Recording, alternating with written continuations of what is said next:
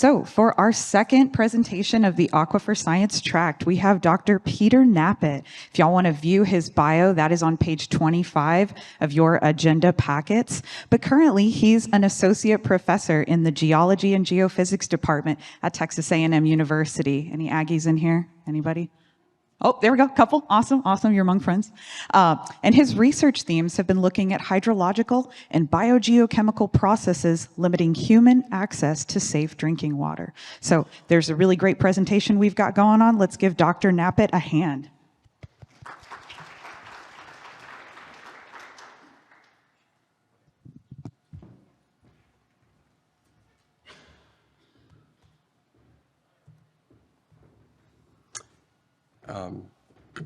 Just going to try the clicker out. There we go. Okay, thanks. This project that I'm presenting, it kind of started about 8 years ago when I came to one of the TAG-D annual conferences in San Marcos. When I was new to Texas. I moved here about 10 years ago, and I was an assistant professor back then.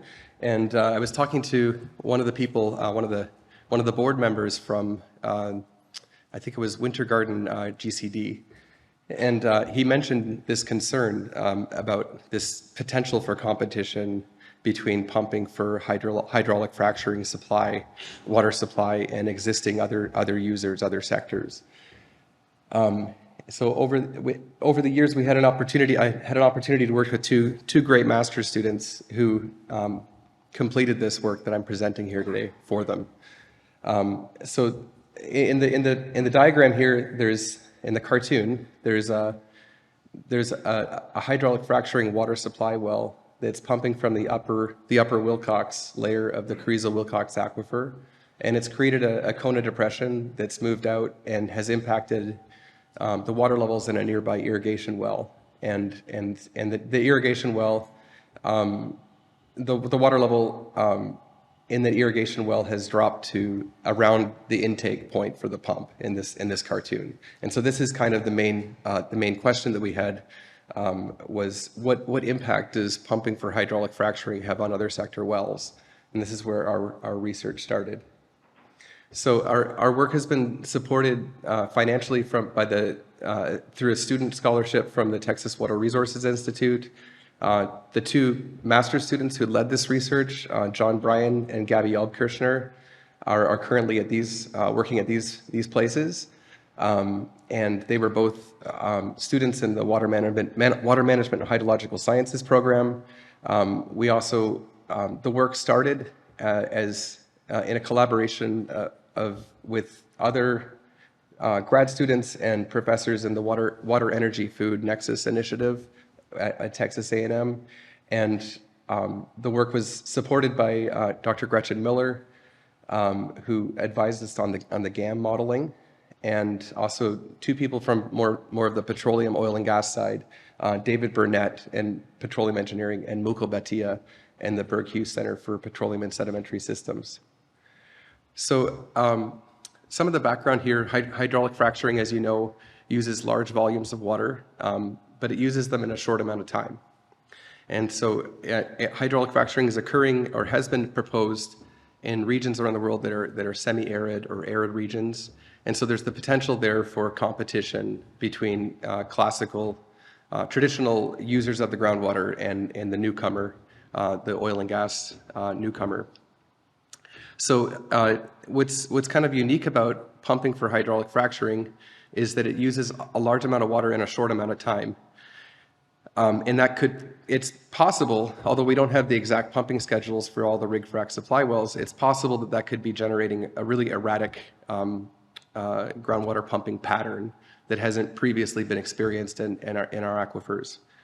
And so the impacts of these erratic groundwater pumping patterns are hard to detect with our current state of monitoring of water levels, because they could happen during very short periods of time, and so you would need to have high frequency measurements, and they could also they're also happening across a very large region, and so you would need to have measurements occurring in the right within a mile or two of the rig frac supply wells to detect them at all. And the current state of modeling is also not set up to anticipate these impacts, and that's what motivated our work. So this is just a graphic kind of showing what are the typical volumes of water needed for a single hydraulic fracturing event in different parts of the Eagleford Shale, and it's underlain here by 6 groundwater conservation districts, which are the focus of our study. And so the hydraulic fracturing events tend to need more water in the northern parts of the northern and more western parts of the Eagleford Shale, but in the southern part they use less water. But on average, a single hydraulic fracturing event uses about 15 times more than the average water use for an irrigation well or a municipal well. So if all of that water is coming from a single well, if it all came from a single day, that would be a very high pumping rate. So another way to look at this data, so in the panel, in the upper panel, we have average daily pump volumes, and we estimated these. We don't know what the real value is, and I'll explain in a few minutes. I'll explain how we came up with this number. But the units here are in cubic meters of water. So if you want gallons, just multiply by 250. So for the average daily pump volume from a rig frac supply well is somewhere in the neighborhood of 7,000 cubic meters, and that's a lot larger than the average municipal supply well or irrigation well. So that daily pump volume could be quite large. Then on the bottom panel, if we look at annualized pumping rates, or annual pump volumes in this case, not annualized, annual pump volumes. The annual pump volumes from individual rig frac supply wells are probably very small compared to public supply wells, which pump year-round, and irrigation wells, which pump for several months of the year. And so there is this kind of asymmetry. So there's the potential for very high pumping rates occurring at a very sporadic on a very sporadic time scale. So there's two research questions that motivated our research. One was how does widely distributed, intense, short-lived pumping for hydraulic fracturing impact the potentiometric surface of a confined aquifer? The other research question was how does the pumping for HF supply within a large layered aquifer system impact the volumetric fluxes between those layers? So aligning with those research questions, our objectives then were to, first of all, to model the drawdown in other sector wells that are screened across the same depth as within the Carrizo-Wilcox aquifer as a nearby rig frac supply well. Okay, so we only considered wells that had overlapping screened intervals within any given layer of the 4 layers in the Carrizo-Wilcox. And we did this on a daily basis over the time period, over a 10-year time period, from 2011 to 2020, and that was the period where the vast majority of fracking occurred in the Eagleford Shale. It was just getting started in 2008 to 2011. The second research objective was to model the change in annual volumetric fluxes between the 4 layers of the Carrizo-Wilcox aquifer in response to 10 years of pumping for HF supply. And it's actually similar to the previous talk where the speaker presented a model comparison where he had a baseline model and he had the experimental model, and he subtracted the two to look at the effect. So it's an identical approach. So this is just a reminder of Texas's kind of wet east and dry west rainfall pattern, and the red outline here represents the footprint for the Eagleford Shale, and it varies. The rainfall varies from about 3 feet of rain on the eastern side to about a foot and a half of rain a year on the western side. So it goes into areas that are well known for being water scarce and semi-arid. So the Eagleford Shale The Eagle Ford Shale play underlies at least 6 groundwater conservation districts, actually more, but we focused on these 6. They include Live Oak, McMullen, Pecan Valley, Winter Garden, and a couple others that aren't showing up on this. These are where they're located. So this is kind of just a classic cartoon out of the Aquifers of Texas book from the Texas Water Development Board, but we're focused, most of the water for fracking supply came from minor aquifers as well, but I think it was around 60 or 70% of it came from the Carrizo-Wilcox layers. And so we focused on the Carrizo-Wilcox, and so that the upper red layer represents the Carrizo sand, and then that's underlain by the upper Wilcox and the middle Wilcox, and then the lower Wilcox layer. So we have these 4 layers that we're interested in. And then the Carrizo-Wilcox aquifer spans the entire width of Texas, from the Mexico border to the border, into Louisiana.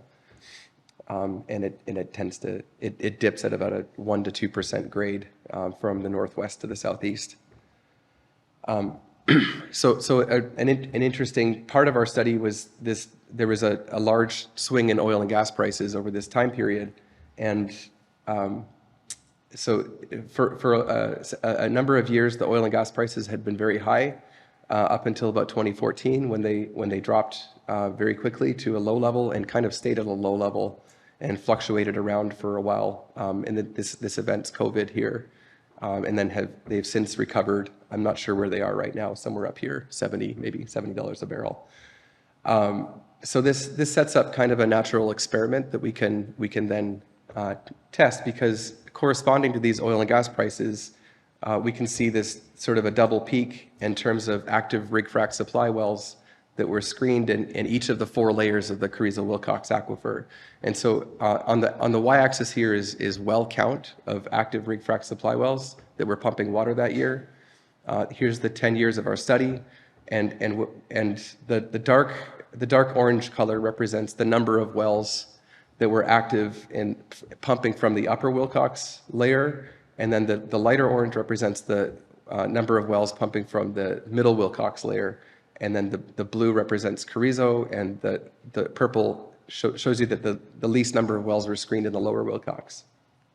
And so that we see this kind of double peak effect, where we have higher sustained high oil and gas prices, leading to the development of fracking in the Eagle Ford Shale, and then those numbers drop off kind of gradually after the sudden drop in oil and gas prices. If we look at this is a very similar graph, but in this case we're looking at total water volumes pumped from rig frac supply wells for hydraulic fracturing, and the peak is just shifted a little bit to the right, which just means that fewer rig frac supply wells were producing that water to use for fracking, and so we have a peak water demand year for HF supply of 2014. And a trough year of 2016. And we have kind of a double peak here. And so I'm going to focus on what happened during 2014 and 2016 as kind of end members, to look at sort of maximum stress and sort of baseline stress in the presence of hydraulic fracturing, where you have hydraulic fracturing, but it's not at its maximum level. And so the units here are in cubic meters per year. So this is 8 million cubic meters per year. And I'm not sure what that is in acre feet right now off the way. So I'm going to zoom into this is our workflow, and I'm going to zoom into the bottom half just to talk about the workflow. You can't read that from probably the front row even. I can barely read it from my screen. So what we merged three databases to do this work. The first database we relied on was the database for the location of other sector wells and rig frac supply wells, which was found in the Texas Water Development Board's Submitted Drillers Reports database, the SDR database. And so from that database, we could put those wells into ArcGIS and calculate. We had their screened intervals, and we could assign an aquifer to each well using an ARC. And then we had another database, which is Frac Focus, which starting in 2011, all the oil and gas companies were required to report the chemicals they injected into the shale to frac with, and they were also required to report their volume of water that they used to frac. They weren't required to report where that water came from or which rig frac supply well generated that water. And that's where we get to the next part. So the rig frac supply wells also, I believe they're exempt from having, a lot of you in this room would know a lot more about that than I do, but I believe they're exempt from having to have a permit for a permitted volume per year. I'm not sure if that's true or not, but what I'm interested in is the sporadic pumping, not so much what their total annualized pumping rate is, but what might be their short-term pumping rates. And then we had another database where we knew where the locations of the hydraulically fractured wells were, of the oil and gas wells. And so we merged these, especially the location. We took the location of each rig frac supply well and created Thiessen polygons around them. So each rig frac supply well had a catchment area. And everywhere in that area was closer to that rig frac supply well than any other rig frac supply well over the Eagle Ford. And so within each catchment, within each Thiessen polygon, we then knew where we then plotted the location of the hydraulically fractured wells, the oil and gas wells, on top of that, and we assigned every time there was water demanded for an HF event over, let's say, a 12-day period, we assigned that water demand to the nearest rig frac supply well, and we did that. We did this to kind of estimate what pumping schedule that rig frac supply well may have had, because we don't have this information, so we had to make some assumptions. So once we had the pumping schedules for the rig frac supply wells, we then put those pumping schedules into two different types of models. One, to address the question of what was the impact on other sector wells in terms of water levels, we simply calculated the drawdown on a daily time step for 10 years using just the Tice 1935 Tice equation, so 80-year-old Tice model that accepts as an input transmissivity, storativity, and pumping rates. And from that, we can calculate these rapidly expanding cones of depression in this confined aquifer. And then we also put those rig frac supply pumping rates into an experimental, I refer to it as the experimental numerical model, which is just the Carrizo-Wilcox aquifer GAM. So we ran the GAM for 10 years at daily time steps for the baseline model with all of the native other sector wells and their annualized pumping rates included. And then we ran the model again, but this time with all of these erratic pumping schedules for the rig frac supply wells included. And then we subtract the two to look at the difference to try to determine what the impact was of pumping from the rig frac supply wells on the volumetric fluxes across the layers within the GAM. So that was our workflow. And then I explained most of this, but we also, we used some of the output from, so not only do I report the distribution of drawdown magnitudes in other sector wells, we went on to estimate how many wells were at risk for burned out pumps if the water level fell below the intake elevation within the wells.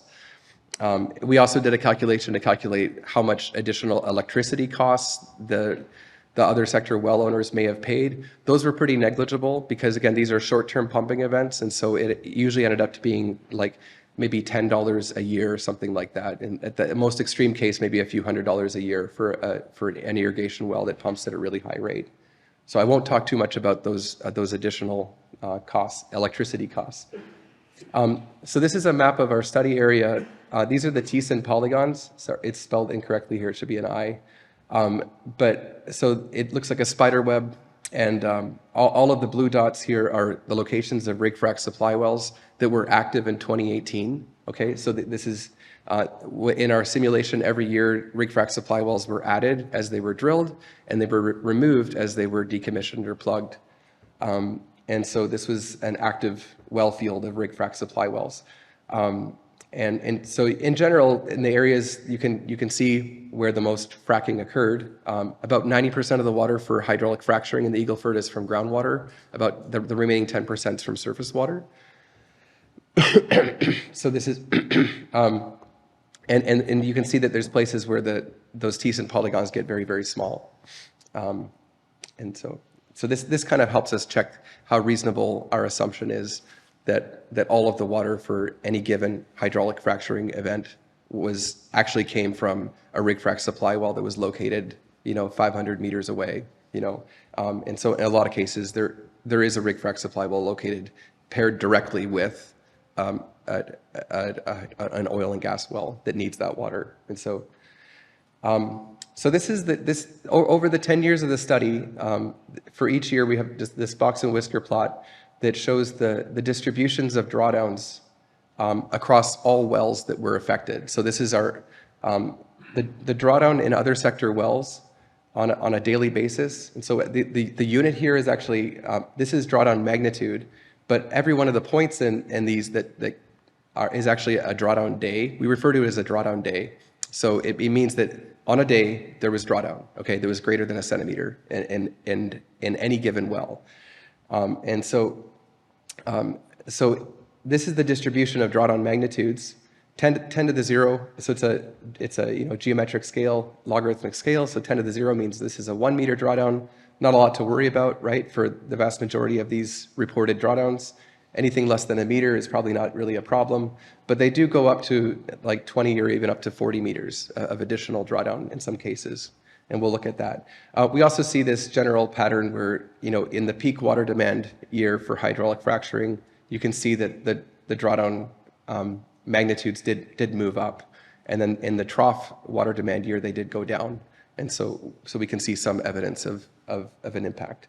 If we just take the peak water demand year 2014 and the trough year 2016 and just kind of lay those box and whisker plots on their side, we can look at this frequency histogram where we have the count. This is the count. The units here for the count. What are we counting? We're counting the number of drawdown days. Okay, and that's reported right here. N sub E means number of events, so we call those events. So we had about 1,138 drawdown days. So days in which a well experienced additional drawdown owing to hydraulic fracturing in the peak year. And then N sub W means it means the number of wells that were actually impacted. So I guess maybe this is kind of good news because this is a small number. So over the entire Eagle Ford Shale in 2014, in this peak water demand, there were in the SDR database there were about 30 wells that were located within 3 kilometers of a rig frac supply well, and had overlapping screened intervals with the rig frac supply well. We have some evidence that the rig frac supply wells. Some indirect evidence that the rig frac supply wells use really big pumps. And what that evidence is that they have very large screened intervals. They have the longest screened intervals of all the sectors. And so that just means that there was, if a rig frac supply well was screened in the upper Wilcox Aquifer, it's often screened across most of the upper Wilcox Aquifer. And so that means that if there's any other sector wells located within 3 kilometers of that well, they're often going to have overlapping screens. So in this case, we have the mean and the median. Those are pretty small numbers, probably nothing to really worry about here. Probably what's more important to focus on is what's happening in the 95th and 99th percentiles, where we're seeing 20 meters and 42 meters of additional drawdown in an other sector well that's recorded in the SDR database. In 2016, even though it was more of a minimum water demand year, we still saw similar overall numbers. The 95th and 99th percentile were still quite high, 16 and 25 meters of additional drawdown. Almost the same number of wells were activated or were susceptible to this additional drawdown, and there were almost the same number of events. So there were still about 1,000 events. So just in summary just to summarize the impacts of pumping for HF supply on other sector wells, So we predicted the predicted drawdowns were generally less than 5 meters. And so it's probably overall a pretty good story in terms of if your well's registered and in the SDR database, it probably, the vast majority of them probably didn't experience a catastrophic, well pump failure. But on the other hand, drawdowns of greater than 20 meters were predicted in all 4 layers in every year in some wells. And so 20 meters seems like a lot. So of the 250 registered other sector wells that had overlapping screened intervals to a rig frac supply well, and were also located within 3 kilometers, 86 of those had reported pump intake elevations in the SDR database. Of those 86 that we had pump intake elevations, 2 of those, the water level, even if we assume that that well was not actively pumping, if it's completely at static water level, then the additional drawdown driven by rig frac supply well pumping would have lowered the water level in that well below the pump intake elevation in 2 of those wells. So that's not assuming competition. Okay, that's not assuming that the water level is at its dynamic water level. We're talking about a static water level. So this is kind of a minimum number of wells that were impacted, whose pumps may have gone dry. Then we have the remaining 164 wells of that 250 wells, and those ones did not have reported pump intake elevations. And so what we did is what John did, John the student, John Bryan, he took the average standing water height by sector for different sectors of wells, and applied that average standing water height over top of the pump intake elevation, for example, to all irrigation wells and then all municipal wells. And if we did that, then 10 of the 164 wells, the water level dropped below the pump intake elevation for the remaining 164 wells. So then one way to look at this, I'm not sure if what the correct word is, but we could say a minimum of 12 wells out of 250 were at high risk for pump failure. So the next research question was that we wanted to know how pumping for HF supply, which is mostly from this upper Wilcox layer, how does that additional pumping over the long term, how did that affect volumetric fluxes between layers? So given that most of the hydraulic fracturing was the groundwater pumping for hydraulic fracturing supply was coming from the upper Wilcox, this cartoon shows the modeled results basically, and it kind of qualitatively. It shows that the upper Wilcox, it captured a lot of recharge from the overlying Carrizo-Wilcox aquifer in the GAM model. And so, and this is, I use the word here, additional volumetric flux, because we're talking about, this is a plot of gross volumetric fluxes. So both, we're looking at the change in effluxes from going out of the upper Wilcox. So this is efflux, this is efflux. And then we're also looking at the change in influx going into the upper Wilcox relative to the baseline model. And so what kind of jumps out here, what jumps out is that in this peak water demand year, we're getting about 13,000 cubic meters of water on average a day being captured from the Carrizo going into the upper Wilcox. And then this is for the water minimum, the minimum water demand year of 2014. Oh, actually, sorry, 2016. So this is the minimum water demand year of 2016, and it shows a similar kind of pattern. Just instead of 13,000 cubic meters, it's more like it's around about 6,000 cubic meters per day that's being captured from the Carrizo-Wilcox by the upper Wilcox, owing to pumping for for hydraulic fracturing. Another way to look at these changes is to look at the difference, the change in annual net volumetric fluxes, or net annual volumetric fluxes from the baseline model.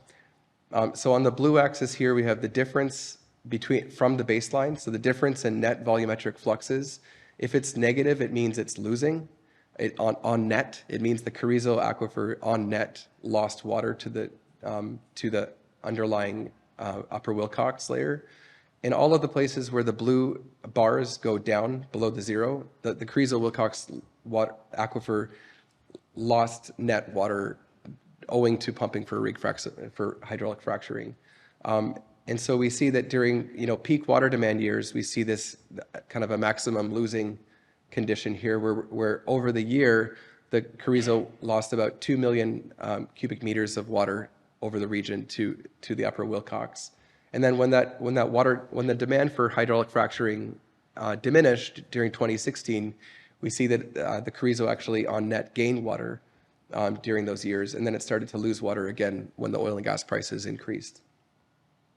On the orange axis here is these are just absolute volumetric fluxes for the Carrizo, and the solid orange line represents the baseline model, and the dotted orange line represents the experimental model with the rig frac supply wells included.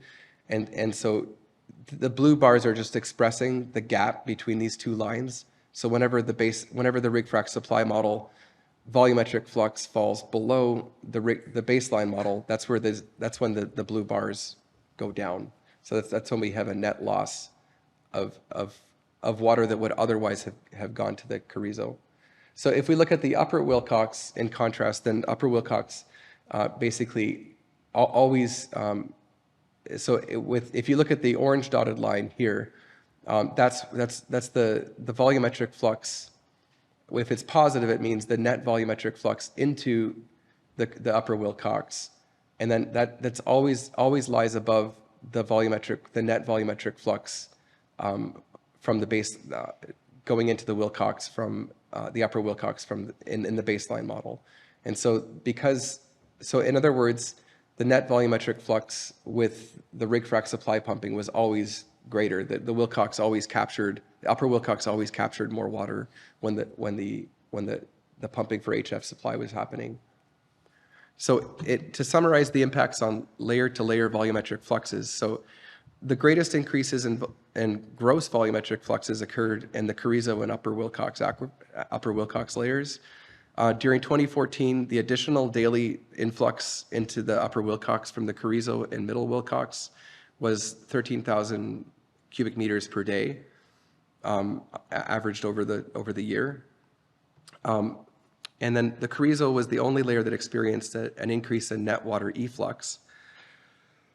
And the greatest increase in net flux, which was actually influx to the upper Wilcox, occurred in 2015, which was 28 million cubic meters, which represented a 7% increase compared to the baseline model. And it's interesting that lagged the peak water demand year by 1 year. So there seems to be about a 1 year lag when oil and gas prices peak, or when HF water demand peaks, that we see the effect show up about a year later in terms of the fluxes between the aquifers. So I've already mentioned some of the assumptions and limitations of this study, but here they are just kind of for review. There's four that I want to focus on here. The first two led to underestimating the impacts of rig frac supply well pumping on other sector wells. So first of all, we assumed that all the other sector wells were reported in the SDR database, and we know that's not true. We know there's wells that prior to 2001 that weren't required to be reported in the SDR database. We had access to those, and we did try to account for those wells, and it was a fairly small number, about 35 wells that we kind of missed. And then there's also wells that just are unregistered or just predate various registration rules, and so the impacts were probably larger than we're saying here because of that assumption. The other assumption is that there are additive effects from pumping from the drawdown that the other sector wells actually experience would be greater if those wells were actually being pumped at the time, and that's certainly true for municipal wells, which pump most of the time. And so we didn't account for that. So in that sense, we underestimated the number of wells that were at risk for burning out, for pumps burning out. And so then the last two assumptions led to overestimating drawdown. we assumed that only one rig frac supply well supplied all the water for all the HF events occurring within its catchment, within its small, in most cases quite small, catchment area. And so in reality, there's a water market, and there's a number of ways to convey water from groundwater wells to the site of rig frac supply wells. Sometimes they have, often there's a rig frac supply well located right at the site, and so in that case, it's pretty obvious. And other times there could be a rig frac supply well that has kind of a network of pipes going out in different directions, and at the same time, trucks are also used to convey water. And so if we allocated since we allocated all of the pumping to a single rig frac supply well within this catchment, it probably led to a bit of an overestimation in some cases of the impacts. So, and then another assumption was that all the water for HF supply is groundwater, and I already mentioned that about 90% of it's groundwater, so that's not a terrible assumption actually. So the conclusions are that short-lived intensive pumping from a confined aquifer, especially confined aquifer, has the potential to cause neighboring wells to dry up. 12 other sector wells may have experienced drawdowns exceeding 20 meters, and modeling, however, like this is not enough to predict these drawdowns. We need data to, first of all, to demonstrate the actual impacts on other sector wells. And so we would need to have like a monitoring network that's set up to do that, which we don't really currently have. Water at the same time, if we did to do better modeling like this, water supply companies that supply water for hydraulic fracturing could be required to report when and where they extract water for water supply. And then we could incorporate those pumping schedules, if we really knew what they were, into models like this to predict forward what the impacts would be and try to explain them and backward as well after they've already happened. Thanks.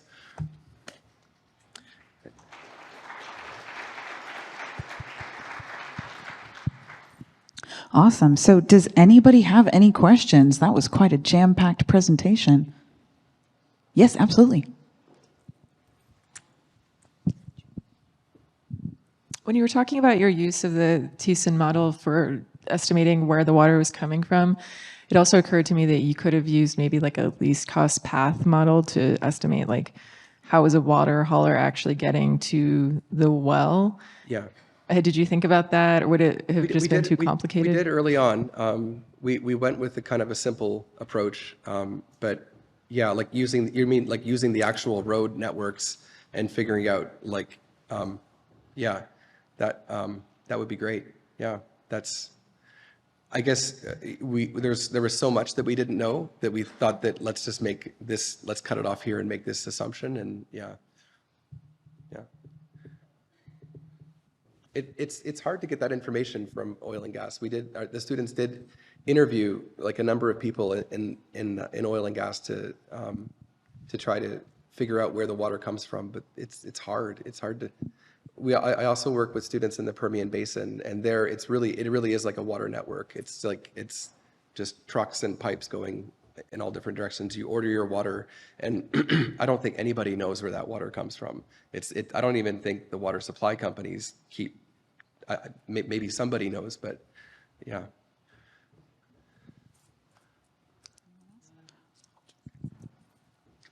Okay, that's an interesting thought. I know what difference versus from the numerical model and. So when we first did so in the thesis, you can actually see in John Bryan's thesis, you can actually see a direct one-to-one comparison. So we can answer your question, but in the publication, which I have copies of, we just published the paper in Groundwater, and I have like 20 copies if somebody wants a copy. We actually, the reviewers encouraged us to remove that comparison because they found it kind of pointless. The reason why is because in the GAM, the grid spacings are a mile by a mile, and we already knew the answer even before we ran again, this, believe me, the student like lost a year of his life to do this work, gained a year of experience. Sorry, but did I say that out loud? But it was like a great kind of academic exercise for him to improve his skills. But at the end of the day, we didn't publish that because the reviewers came back and said, "Well, we know this." I'll give you the answer. The answer is that what the 1 by 1 mile grid spacing really it spreads out the effect larger, but it diminishes the impact. And so in other words, it's just not an appropriate model at all to use to answer that question. Yeah. That's what. Yeah. So and at the end of the day, I don't compare the results just because we more or less knew the answer before we did the work. Yeah. All right, let's go ahead and give the doctor another quick hand. Thank you.